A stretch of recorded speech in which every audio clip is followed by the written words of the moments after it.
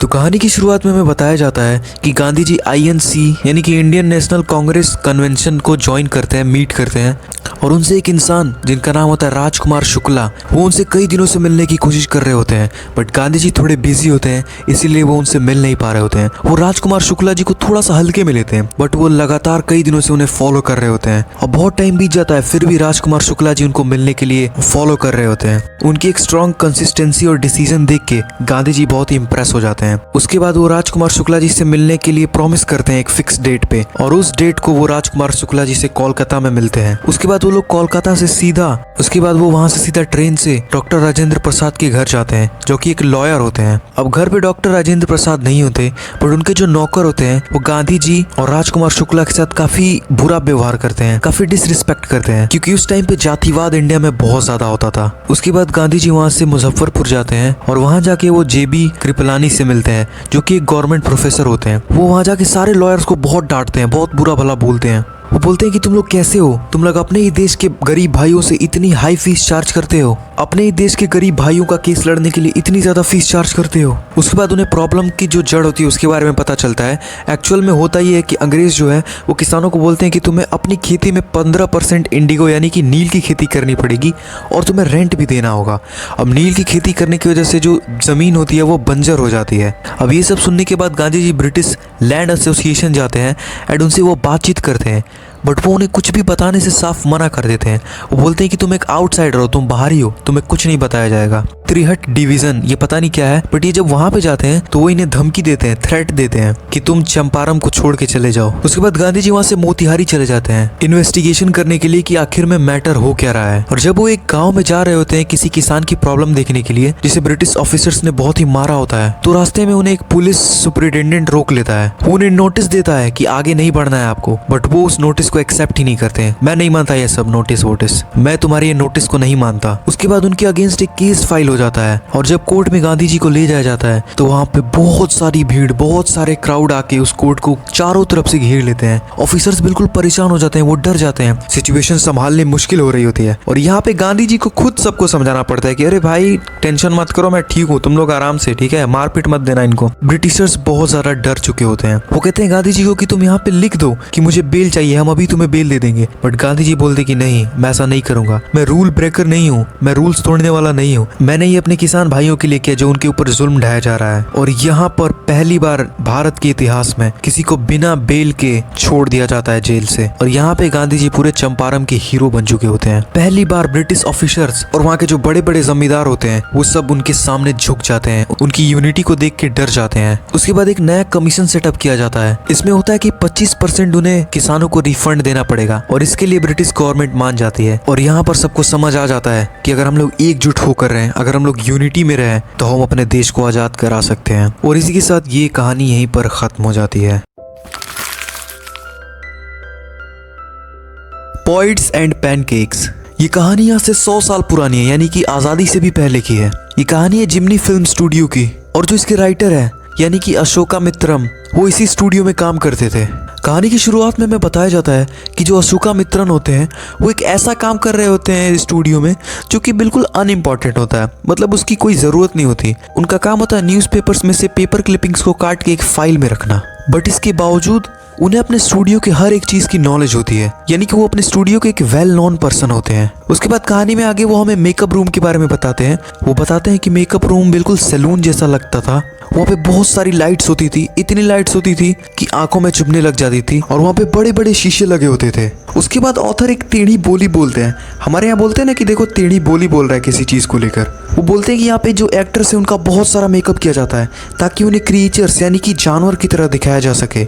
अब देखो एक्चुअल में मेकअप करने से लोग अच्छे दिखते हैं, बट वो एक तरीके से खुन्नस खा के बोल रहे होते हैं ये कि ये लोग मेकअप करके जानवर की तरह दिखते हैं, क्योंकि ऑब्वियसली भाई ये नेचुरल चीज़ नहीं है। उसके बाद वो अपने ऑफिस के एक लड़के के बारे में बताते हैं जो ऑफिस के लोगों यानी कि एक्टर्स के ऊपर पेंटिंग का काम करता है, यानी कि पेंट फेंकने का। एक तरीके से तुम बोल सकते हो यहाँ पे भी वो टेढ़ी बोली ही बोल रहे हैं। उनके कहने का मतलब कि वो मेकअप आर्टिस्ट है, मेकअप का काम करता है। वो बताते हैं कि वो यहाँ पे एक्टर बनने के लिए आया था, या फिर प्रोड्यूसर, या फिर लिरिसिस्ट, बट अभी वो सिर्फ एक मेकअप आर्टिस्ट बन के रह गया है। वो कहते हैं कि वो लड़का हमेशा फ्रस्ट्रेटेड रहता है, वो काफ़ी जलन रखता है, और वो हर चीज़ का ब्लेम सुब्बू को देता है। कोटामंगलम सुब्बू। अब देखो, सुब्बू एक ब्राह्मण होता है और उसको लग रहा होता है कि मैं इससे ज़्यादा टैलेंटेड हूँ, बट इसे इसलिए इतने ऊंचे पद पे रखा हुआ है क्योंकि ये एक ब्राह्मण है। एक्चुअल में सुब्बू उससे बहुत ज़्यादा टैलेंटेड होता है। सुब्बू मल्टी टैलेंटेड होता है और सुब्बू पूरे स्टूडियो में सेकंड नंबर पे होता है, फर्स्ट नंबर पे ओनर होता है स्टूडियो का। यानी कि तुम समझ सकते हो सुब्बू भाई का पूरा रोला था वहाँ पे। सुब्बू बहुत ही काइंड हार्टेड और पोलाइट पर्सन था। वो बहुत ही रिसोर्सफुल और क्रिएटिव था, यानी कि वो हर काम कर लेता था लगभग। और वो बताते हैं कि सुब्बू ने एक ऐसे लॉयर के साथ भी काम किया था जिसने एक एक्ट्रेस की पूरी लाइफ बर्बाद कर दी थी।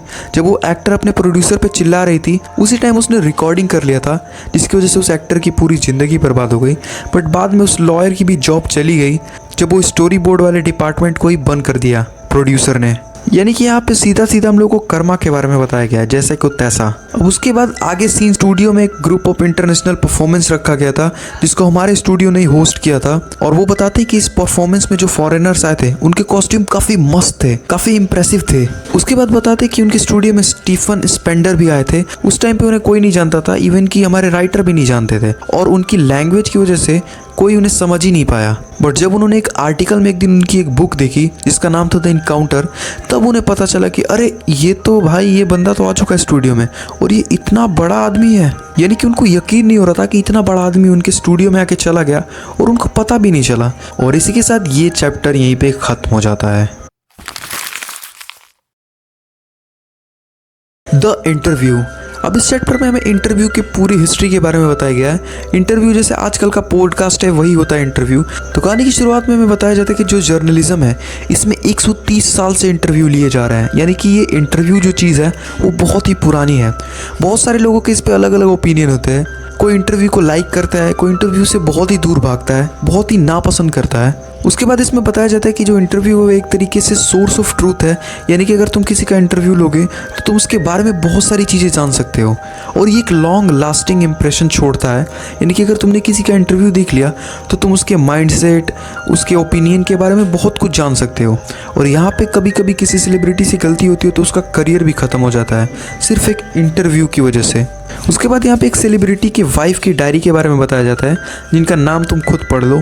बैडमोस यार इतना कर सकते हो, जो बताती हैं कि कैसे दो रिपोर्टर्स ने मिलके उनका एक पूरा दिन बर्बाद कर दिया था, यानी कि इंटरव्यू लेने के चक्कर में। और ये जो सेलिब्रिटी हैं इनके हिसाब से इंटरव्यू बहुत ही बेकार चीज़ है और जो इंटरव्यू लेता है उसे पनिश करना चाहिए, यानी कि सज़ा देनी चाहिए। और उनका ये भी मानना होता है कि अगर एक अच्छा इंसान है वो कभी भी एक इंटरव्यू न लेगा और ना कभी इंटरव्यू देने जाएगा। उसके बाद हमें सीधे एक इंटरव्यू के सीन की कहानी बताई जाती है जहाँ पे एक हिंदू न्यूज़पेपर के द्वारा एक इंटरव्यू लिया जा रहा होता है एक नोबेल राइटर का जिनका नाम होता है एम्बर्टो एको। अब ये एक एकेडमिक स्कॉलर भी होते हैं, यानी कि एक तरफ से अपना स्कूल भी अटेंड कर रहे होते हैं और दूसरी तरफ से ये नॉवेल्स भी लिख रहे होते हैं।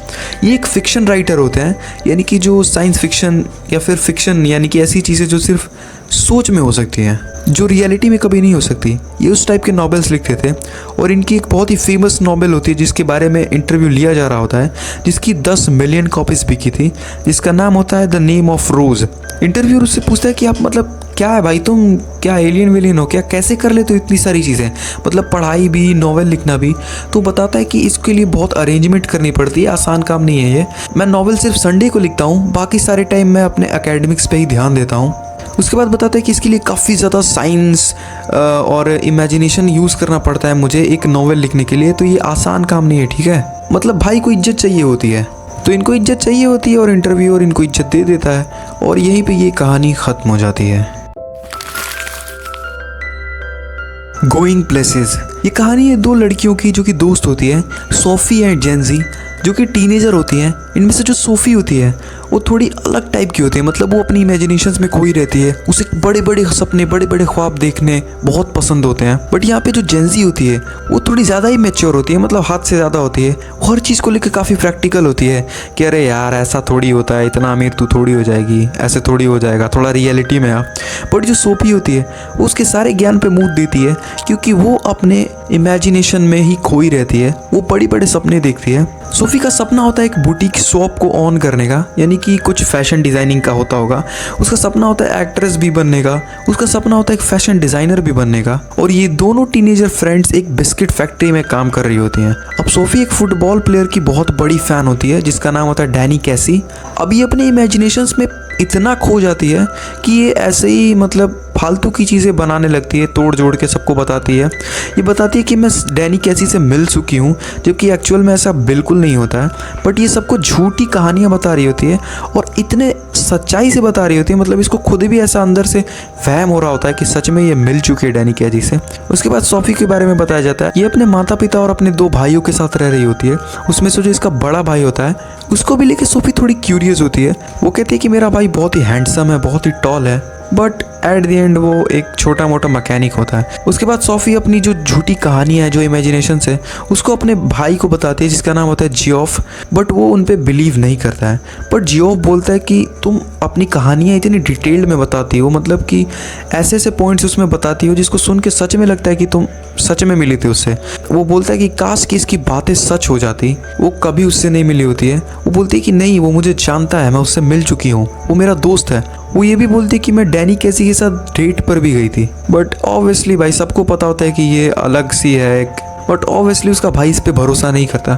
उसके बाद सैटरडे को सोफी अपने फैमिली के साथ एक फुटबॉल मैच देखने जाती है एंड वहाँ पे जो उसका फेवरेट प्लेयर होता है डैनी कैसी, वो अपनी टीम को मैच जिता देता है। और उसके बाद वो अपने भाई के सामने खड़ी होती है चौड़ में कि देखना अभी वो मुझसे मिलने आएगा डैनी कैसी। मतलब देखो, मेरे को तो ऐसा लग रहा है, मैं अपना ओपिनियन दूँ तो इसकी दिमागी हालत ठीक नहीं होती। बट ये अपने भाई के सामने ऐसे सोच रही होती कि मेरी बेइज्जती हो जाएगी डैनी कैसी मिलने नहीं आएगा तो। एंड हार्श रियलिटी वही होती है कि वो उससे मिलने नहीं आता है। ऑब्वियसली भाई ये तो बस इसका पागलपन होता है ना। और यहीं पर ये कहानी खत्म हो जाती है।